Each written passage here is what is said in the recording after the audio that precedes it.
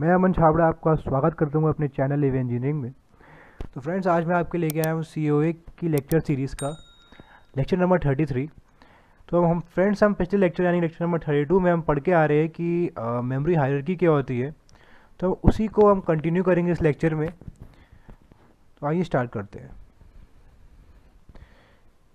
So memory hierarchy, so as we move away from the processor, जो हम processor से move away करते हैं यानी कि प्रोसेसर से हम दूर जाते हैं, तो किन किन चीज़ों पे क्या कैसा इफेक्ट पड़ता है वो देखेंगे हम। सबसे पहले बात करते हैं साइज़ की। हमने पिछले लेक्चर में पढ़ा कि क्लोजेस्ट जो होती है वो हमारी होती है प्रोसेसर रजिस्टर्स, फिर लेवल 1 कैश, फिर लेवल 2, फिर लेवल 3, उसके बाद मेन मेमोरी, फिर सेकेंडरी मेमोरी। तो जैसे जैसे कि हम दूर जाते हैं प्रोसेसर से, सबसे पहले हमारा जो साइज़ होता है मेमोरी का वो हमारा इंक्रीज़ करता है। यानी कि जो सबसे फार है हमारी आपकी प्रोसेसर से यानी कि सेकेंडरी मेमोरी, उसका साइज़ सबसे ज़्यादा होता है। जो size increases as we move away from the processor. Second है हमारा कॉस्ट। कॉस्ट डिक्रीज़ करेगी क्योंकि जो मेमोरी सबसे पास होती है प्रोसेसर के वो फास्टेस्ट होती है, इसलिए उसकी कॉस्ट सबसे ज़्यादा यानी कि एक्सपेंसिव होती है वो। तो जैसे जैसे कि हम अवे मूव करेंगे प्रोसेसर के, हमारी कॉस्ट पे अफेक्ट पड़ेगा और कॉस्ट हमारी डिक्रीज़ करेगी। और थर्ड चीज़ स्पीड की भी। अब क्योंकि कॉस्ट जैसे डिक्रीज़ करेगी वैसे ही हमारी स्पीड भी डिक्रीज़ करेगी, इसलिए हमारी कॉस्ट और स्पीड डायरेक्टली प्रोपोर्शनल है। और जैसे जैसे हम प्रोसेसर के दूर जाएंगे वैसे वैसे हमारी स्पीड जो होगी मेमोरी की वो डिक्रीज़ करेगी। यानी कि हमारी जो क्लोजेस्ट है हमारे प्रोसेसर के यानी कि प्रोसेसर रजिस्टर्स हमारे फास्टेस्ट है, और जो सबसे दूर है जो हमारे प्रोसेसर के वो हमारे सेकेंडरी मेमोरी वो स्लोएस्ट है इन टर्म्स ऑफ स्पीड। तो ये हमारा एक डायग्रामेटिक व्यू है जिसमें आप देख पा रहे होंगे कि सबसे पहले हम जो अरेंज करेंगे का मेमोरी हायरार्की में, तो सबसे पहले होता है हमारा प्रोसेसर रजिस्टर्स, फिर आएगा हमारा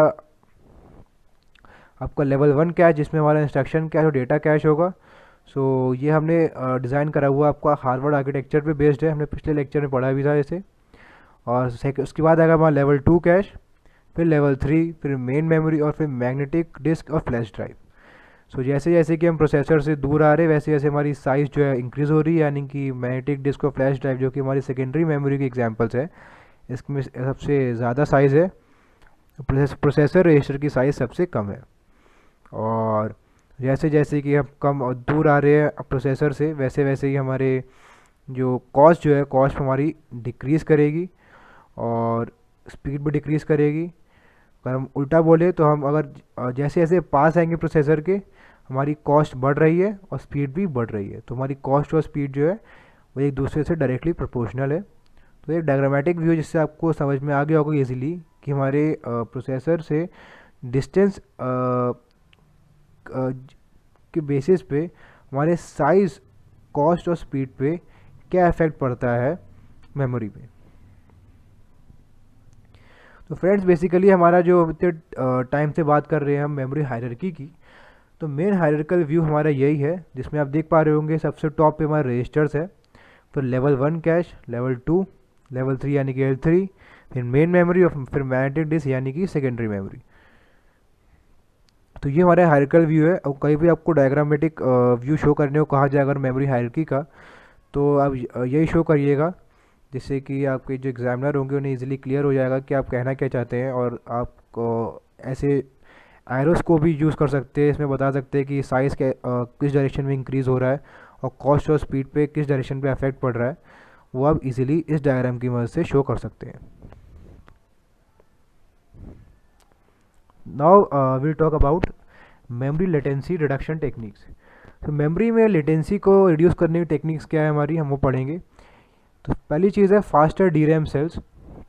हमारे पास डी रैम सेल्स जो फास्टर होंगे यानी कि तो हमारी स्पीड जो होगी वो हमारी बढ़ जाएगी और जो लेटेंसी टाइम जो होगा वो कम हो जाएगा। So it depends upon VLSI technologies. Wider memory बस विड्थ, और हमारी मेमोरी बस की विड्थ जो होगी वो हमारी ज़्यादा होगी, तो हमें जो मेमोरी एक्सेस करने पड़ते हैं डेटा को लेने के लिए, तो हमारे कम हो जाएंगे, इसलिए हमारी लेटेंसी भी कम हो जाएगी। मल्टीपल मेमोरी बैंक्स, हमारे पास एक से ज़्यादा मेमोरी बैंक होंगे तो हमारे पास लेटेंसी की जो टाइम जो होगा वो कम हो जाएगा। Integration of memory controller with processor, अगर हम मेमोरी कंट्रोलर को इंटीग्रेट कर दें प्रोसेसर के साथ तब भी हमारा लेटेंसी डिक्रीज़ करेगी। और साथ ही साथ न्यू एमर्जिंग रैम टेक्नोलॉजी जो कि इवॉल्व हो रही है डे बाय डे, उनका अगर हम यूज़ करेंगे तो बिल्कुल हमारी लेटेंसी पे इफेक्ट पड़ेगा और वो डिक्रीज़ होगी। अब हम बात करते हैं मेमोरी लेटेंसी हाइडिंग टेक्निक्स के बारे में। So memory hierarchy using SRAM based cache memories. So memory hierarchy जो कि यूज़ कर रही है SRAM बेस्ड कैश मेमोरीज, इसलिए हमारे मेमोरी लेटेंसी को हाइड करने में हेल्प करेगा। और प्री फैचिंग इंस्ट्रक्शंस, यानी कि अगर हम इंस्ट्रक्शन जिन्हें हमें एग्जीक्यूट कराना है उन्हें हम पहले से फैच कर ले, या फिर and data from memory before they are actually needed use to hide long memory access latency.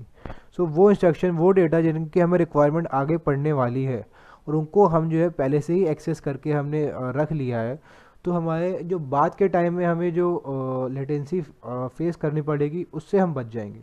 इसलिए ये कह रहे हाइडिंग टेक्निक से मतलब लेटेंसी तो इसमें बेसिकली इन्वॉल्व हो ही रही है, कि जो हमें फेस करनी पड़ती है कि हमारा जो सिस्टम की जो स्पीड है वो कम हो गई या फिर टाइम रिक्वायरमेंट ज़्यादा हो गई है, तो उससे हम बच जाएंगे एक पर्टिकुलर पॉइंट ऑफ टाइम से। तो फ्रेंड्स, ये भी काफ़ी ब्रीफ लेक्चर था जिसमें हमने कंटिन्यू करा मेमोरी हायरार्की को, और हमने आपके डायग्रामेटिक व्यू पर देखा एक, और मेमोरी को क्लासीफाई करा अलग अलग लेवल्स में, स्पीड, साइज़ और कॉस्ट के टर्म्स में। साथ ही हमने पढ़ा कि मेमोरी लेटेंसी को हम कैसे रिड्यूस कर सकते हैं और कैसे हाइड कर सकते हैं, अलग अलग टेक्निक्स पढ़ी हमने। तो फ्रेंड्स, इस लेक्चर के लिए बस इतना ही, और मेरी आपसे यही आशा रखता हूँ कि आपको हमारी वीडियोस पसंद आ रही होंगी। तो हमारी वीडियोस को ज़रूर लाइक करें और हमारे चैनल को सब्सक्राइब करना ना भूलें, जिससे कि आपको हमारे आने वाली वीडियोस की नोटिफिकेशन जल्द से जल्द मिल सके। Friends, till then this is Aman Chhabra signing of.